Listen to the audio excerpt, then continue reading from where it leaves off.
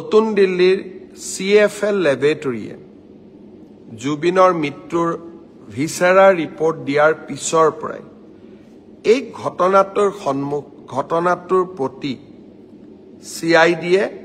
ইয়াৰ গোটেই ঘটনাটোৰ ওপৰত এটা নিৰ্দিষ্ট দিশ বিচাৰি পাইছে আৰু মই ভাবো যে খুব কম দিনৰ ভিতৰতে আমি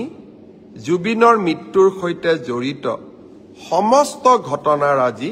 আদালতৰ আগত আমি প্ৰকাশ কৰিব পাৰিম আমি এতিয়া বহুখিনি কনফিডেন্ট হৈছো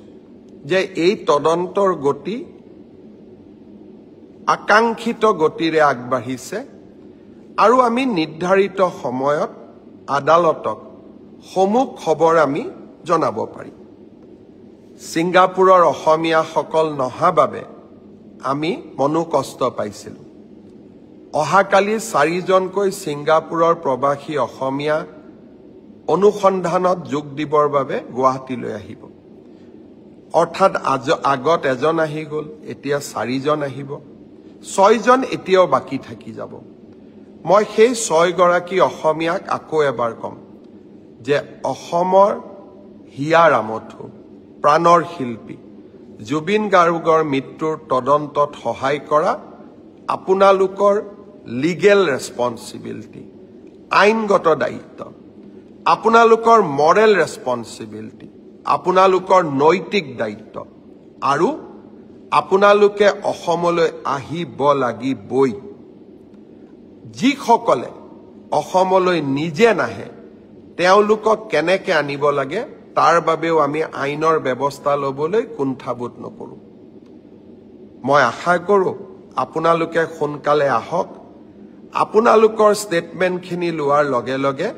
আমি আদালতক গোটেই ঘটনা অতি সোনকালে জনাবলৈ সক্ষম হম কাৰণ আকৌ এবাৰ কৈছো যোৱা কালি CFL দিল্লী ৰিপৰ্ট অহাৰ পিছত এতিয়া আমি বহুত বেছি কনফিডেন্ট যে জুবিনক ন্যায় দিয়াৰ প্ৰক্ৰিয়া ন্যায়ালয়ে দিব কিন্তু ন্যায় দিয়াৰ প্ৰক্ৰিয়াক আমি ত্বৰান্বিত কৰিবলৈ এতিয়া সক্ষম মই যেনেকৈ প্ৰথম মোৰ ফেসবুক লাইভত কৈছিলো যে জুবিনৰ ঘটনাৰ সম্পূৰ্ণ তদন্ত আমি কৰিম আমি জুবিনক ন্যায় দিয়াম আজি মই বহুত আত্মবিশ্বাসী যোৱা কালি CFLৰ ৰিপৰ্ট দেখাৰ পিছত যে হয় এতিয়া আমি যি আপোনালোকক প্ৰথম দিনা মই প্ৰতিশ্ৰুতি দিছিলো সেই প্ৰতিশ্ৰুতি নিশ্চিতভাৱে আমি ৰক্ষা কৰিব পাৰিম